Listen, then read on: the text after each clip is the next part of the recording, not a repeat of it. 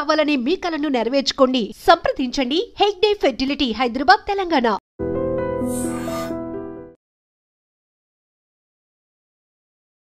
America dollar dreams ఇది ఈ మధ్య కాలంలో అది తగ్గిపోయింది. కానీ ట్రంప్ వచ్చిన తర్వాత ఎందుకంటే అతను తీసుకుంటున్నటువంటి డిసిషన్స్ వల్ల చాలామంది ఇప్పుడు అమెరికా అంటేనే భయపడిపోయే పరిస్థితి వచ్చింది. కానీ అక్కడ ఆల్రెడీ ఉన్న వాళ్ళు, చదువుకుంటున్న వాళ్ళకు కూడా భయం ఒకవైపు వెంటాడుతున్న పరిస్థితి. అండ్ ఈ మధ్యకాలంలో మనకు తెలుసు, ముందే ఇక్కడి నుంచి అక్కడికి వెళ్ళాలంటేనే భయపడిపోతున్నారు. చాలామందికి వీసా రిజెక్ట్ అవుతుంది ఒకటి, అక్కడ ఉన్న వాళ్ళకి అసలు చుక్కలు చూపెడుతున్నాడు ట్రంప్ అనేది ఇంకొకటి. ఇంకోవైపు ఏమో మన తెలుగు రాష్ట్రాలకు సంబంధించిన విద్యార్థులు ఏదో ఒక ఇన్సిడెంట్లో ఏదో ఒకలాగా చనిపోతున్నటువంటి వార్తలు చాలా వరకు ఈ మధ్య కాలంలోనే పెరిగిపోయాయని కూడా చెప్పొచ్చు. ఎందుకంటే తల్లిదండ్రులు ఒకవైపు ఏమో ప్యానిక్ అవుతున్నారు, వాళ్ళ ఫ్యూచర్ ఎట్లా ఏంటి అనేది. ఇంకోవైపు ఏమో అటేమో కార్లల్లో అంటే ఎట్లా చనిపోతున్నారో కూడా అర్థం కాకుండానే చనిపోతున్నారు. కొంతమంది ఏమో విహారయాత్రలకని పోయి వాళ్ళు చనిపోతున్నారు, లేదంటే ఆత్మహత్యలు చేసుకుంటున్నారు, లేదంటే ఇంకోటి ఈ యాక్సిడెంట్ల వల్ల చనిపోతున్నారు.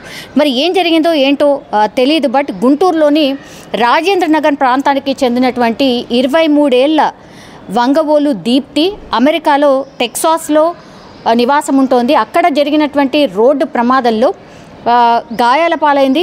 2 రోజుల క్రితం నిన్న చనిపోయినటువంటి పరిస్థితి, అంటే ఈరోజు తెల్లవారుజామున చనిపోయినటువంటి సిచ్యువేషన్ అయితే కనిపిస్తోంది. ఈమె హనుమంతరావు అలాగే రమాదేవి మొదటి కుమార్తె ఈమె దీప్తి. సో ఈయన కేవలం చిరు వ్యాపారి, అట్లాగే భార్య ఇంట్లోనే ఉంటుంది, అంటే గృహిణి. సో పెద్ద కూతురు దీప్తి 10వ తరగతి అట్లాగే ఇంటర్ అండ్ ఇంజనీరింగ్లో టాపర్గా నిలిచింది.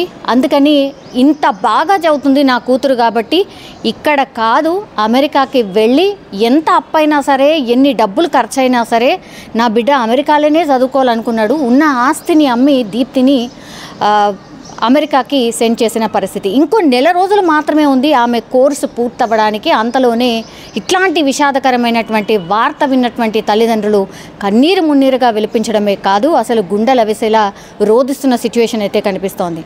అటు టాపర్గా ఉన్నటువంటి దీప్తి చాలా బాగా చదువుకుంటోంది, అట్లాగే ఇంకొక 2-3 నెలల్లో ఆమె జాబ్ కూడా కొడుతుంది. స్టడీస్ అయిపోయిన తర్వాత గుంటూరుకి వస్తానని చెప్పినటువంటి దీప్తి ఇప్పుడు తిరిగి రాని లోకాలకైతే వెళ్ళిపోయిన సిచ్యువేషన్. నెల రోజుల్లో ఆమె కోర్సు పూర్తయిపోయిన తర్వాత ఒకసారి ఇంటికి వచ్చి వెళ్ళి ఆ తర్వాత జాబ్లో జాయిన్ అయిదాము అనుకున్నటువంటి సిచ్యువేషన్లో ఇప్పుడు చనిపోయినటువంటి పరిస్థితి అయితే కనిపిస్తోంది.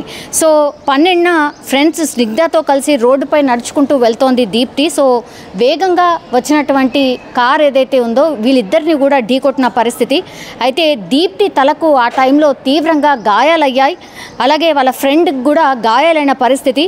సో తల్లిదండ్రులు ఈ విషయం తెలుసుకున్న తర్వాత తలడిల్లిపోయినరు. ఎందుకంటే కూతురేమో హాస్పిటల్లో ఉంది, వాళ్ళేమో ఇక్కడ ఉండిపోయారు.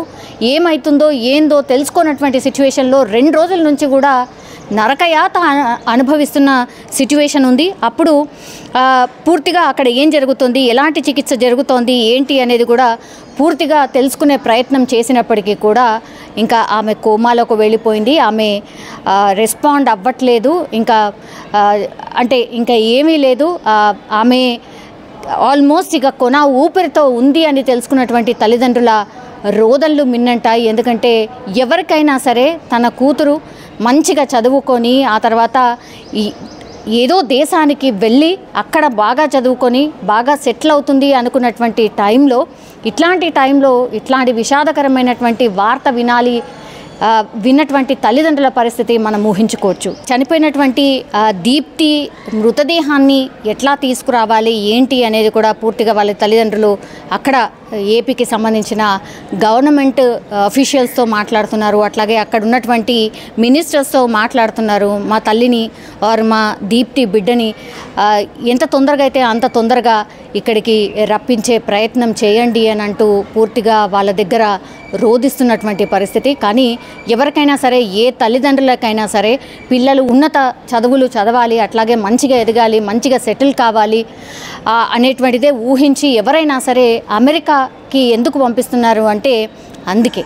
సో తీరా చూస్తే ఇప్పుడు కొన్ని ఇన్సిడెంట్స్లో పాపం తల్లిదండ్రులు అటు వాళ్ళ దగ్గరికని పోలేరు, లాస్ట్కి వస్తే వాళ్ళ మృతదేహాలే వాళ్ళ ఇంటికి వస్తున్నాయి అని అంటే ఇంకా ఊహకు కూడా అందదు. ఎందుకంటే వాళ్ళ పరిస్థితి ఎంత దయనీయంగా ఉంటుందో, ఎంత దారుణంగా ఉంటుందో అనేది ఊహించుకోవచ్చు. కానీ తల్లిదండ్రులు ప్లీజ్ ఒక రకంగా రిక్వెస్ట్ కూడా, అఫ్కోర్స్ ఇప్పుడు ట్రంప్ కొద్దిగా అంటే స్టూడెంట్స్ పట్ల కావచ్చు, వీసాల పట్ల కావచ్చు కొంత కఠినంగా ఉన్నాడు కాబట్టి చాలామంది వెళ్ళట్లేదు. కానీ ఇంకొంతకాలం ఆగిన తర్వాతనే వెళితే బెటర్ అనేది ఒకటి.